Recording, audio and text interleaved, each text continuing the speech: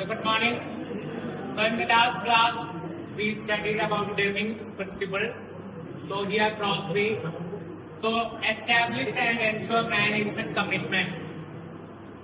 Previously, പണ്ട് കാലത്തെ മാനുഫാക്ചറിംഗിൽ അല്ലെങ്കിൽ ഇൻഡസ്ട്രി തുടങ്ങിയാൽ മാനേജ്മെന്റിന്റെ duty was only to invest amount. They were not involve in any other process. അവരൊരു എമൗണ്ട് ഇൻവെസ്റ്റ് ചെയ്യും, പ്രോഫിറ്റ് വരുമ്പോൾ അത്രയും പണ്ടത്തെ മെത്തേഡില് മാനേജ്മെന്റ് ഡ്യൂട്ടി. ഇപ്പൊ അങ്ങനെയല്ല, ഓരോ കാര്യങ്ങളിലും മാനേജ്മെന്റിന്റെ കമ്മിറ്റ്മെന്റ് ഉണ്ടാവണം. Management should be involve in quality, cost, all things, supplier selection, എല്ലാ കാര്യത്തിലും മാനേജ്മെന്റിന്റെ ഇൻവോൾവ്മെന്റ് ഉണ്ടാവണം.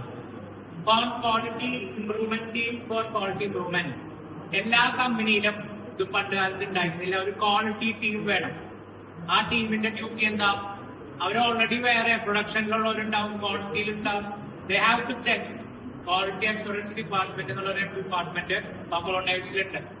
അവരുടെ ഡ്യൂട്ടി എന്താ? അവര് സ്റ്റാർട്ടിങ് ഫ്രം ബാൻബറി ടു ഫൈനൽ ഇൻസ്പെക്ഷൻ എല്ലാ ഏരിയയിലും അവർ ചെക്ക് ചെയ്യും. എന്താ ചെക്ക് ചെയ്യുക? നടക്കുന്ന പ്രൊഡക്ഷൻ ആസ് പെർ ക്വാളിറ്റി ആണോ? അതിന് ഒരു ക്വാളിറ്റി ടീം ക്വാളിറ്റി ഇംപ്രൂവ് ചെയ്യാൻ വേണ്ടിയിട്ട് എല്ലാ കമ്പനിയിലും ഉണ്ടാവണം. There should be regular monthly meetings, yearly meetings.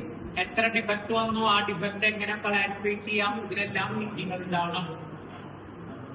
Planning and administration, നമ്മളെല്ലാ കാര്യങ്ങളും ഇത് പ്ലാൻ ചെയ്യാൻ, ഇതിന് അഡ്മിനിസ്ട്രേഷൻ ചെയ്യാൻ വേണ്ടിയിട്ട് വേറെ ഡിപ്പാർട്ട്മെന്റ് ഉണ്ടാവണം. എസ്റ്റാബ്ലിഷ് ക്വാളിറ്റി മെഷർമെന്റ്സ്, അതായത് ക്വാളിറ്റി എങ്ങനെ നമ്മൾ മെഷർ ചെയ്യും. ഇപ്പൊ ഞാൻ ഈ മൊബൈൽ നോക്കിയാ നല്ല ക്വാളിറ്റി ഉണ്ട്, അങ്ങനെയല്ല. നമ്മള് ഇതിൽ എന്തൊക്കെയാണ്, ഇതിന്റെ ഫോട്ടോ എടുക്കുമ്പോ എങ്ങനെ കിട്ടുന്നു, കോൾ എങ്ങനെയാണ്, അതേപോലെ ഓരോ സ്റ്റാൻഡേർഡ്സ് ഉണ്ടായിരിക്കണം. ഞാൻ മുമ്പത്തെ ക്ലാസ്സിൽ നിങ്ങളോട് പറഞ്ഞിട്ടുണ്ട്. അപ്പോൾ ടൈംസിൽ when I was a quality trainee, my duty was to check the temperature. അപ്പൊ ബാൻബറിയില് റബ്ബർ മിക്സ് ചെയ്യുമ്പോൾ ഒരു ടെമ്പറേച്ചർ ഗ്രാഫ് ആയിട്ട് പോകും. ക്വാളിറ്റി ഡിപ്പാർട്ട്മെന്റ് എന്താ ചെയ്യേണ്ടത്? 200 ആണ് ടെമ്പറേച്ചർ വേണ്ടത്, +or-10.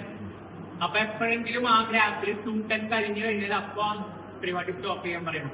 അതല്ലെങ്കിൽ എപ്പോഴെങ്കിലും ടെമ്പറേച്ചർ 190 താഴ്ന്നാൽ സ്റ്റോപ്പ് ചെയ്യാൻ പറയണം. അപ്പൊ 210 to 190 ഈ പ്രോസസ് നടക്കുക എന്നുള്ളത് ഉറപ്പ് വരുത്തേണ്ടത് പ്രൊഡക്ഷൻ ഡിപ്പാർട്ട്മെന്റിന്റെ ഡ്യൂട്ടിയാണ്. പക്ഷെ അത് ചെക്ക് ചെയ്യേണ്ടത് ആരുടെ ഡ്യൂട്ടിയാണ്? ക്വാളിറ്റി ഡിപ്പാർട്ട്മെന്റിന്റെ ഡ്യൂട്ടിയാണ്. അപ്പൊ ഞാൻ പോയി അതെങ്ങനെ ചെക്ക് ചെയ്യാം? ടെമ്പറേച്ചർ മെഷർ ചെയ്യില്ല. I should know the standard. ഇതാണ് ഈ ബാൻബറിയിലെ സ്റ്റാൻഡേർഡ്, ഇത് വെച്ചാണ് ഞാൻ മെഷർ ചെയ്യുന്നത്. അപ്പൊ എല്ലാത്തിനും ക്വാളിറ്റി മെഷർമെന്റ് ഉണ്ടായിരിക്കണം. Evaluate the cost of quality and explain to management. നമ്മളൊരു പ്രൊഡക്റ്റിന് ക്വാളിറ്റി ഉണ്ടാക്കാൻ നോക്കുമ്പോൾ, നമ്മുടെ കഴിഞ്ഞ മുമ്പ് പറഞ്ഞൊരു എക്സാമ്പിൾ പോലെ, നിങ്ങളുടെ ക്ലാസ് ഒരു മൊബൈൽ കമ്പനി സ്റ്റാർട്ട് ചെയ്യുന്നു. ഈ മൊബൈൽ കമ്പനി സ്റ്റാർട്ട് ചെയ്യുമ്പോൾ നിങ്ങൾ ഈ മൊബൈലിന് ഒരു പ്രൈസ് ഫിക്സ് ചെയ്യുന്നു, 15,000.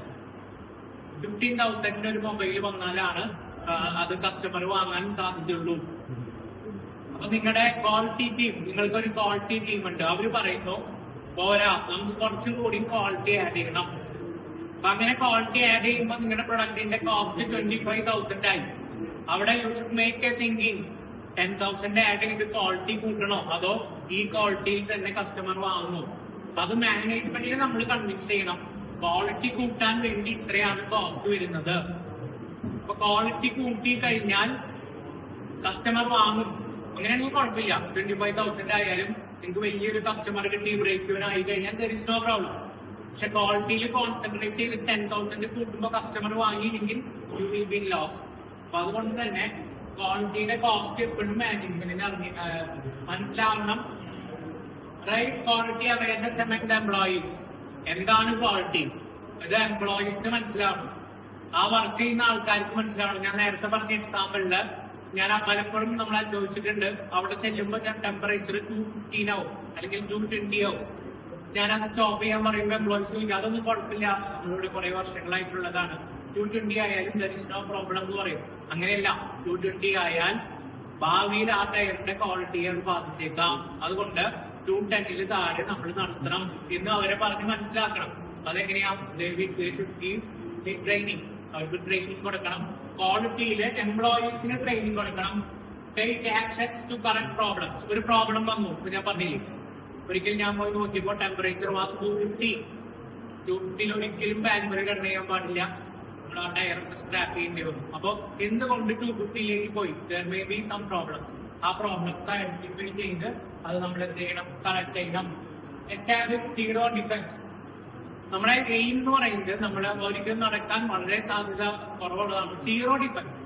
നമ്മൾ ഉണ്ടാക്കുന്ന ഇതില് മൊബൈലില് ഡിഫക്ട് ഉണ്ടാവരുത്.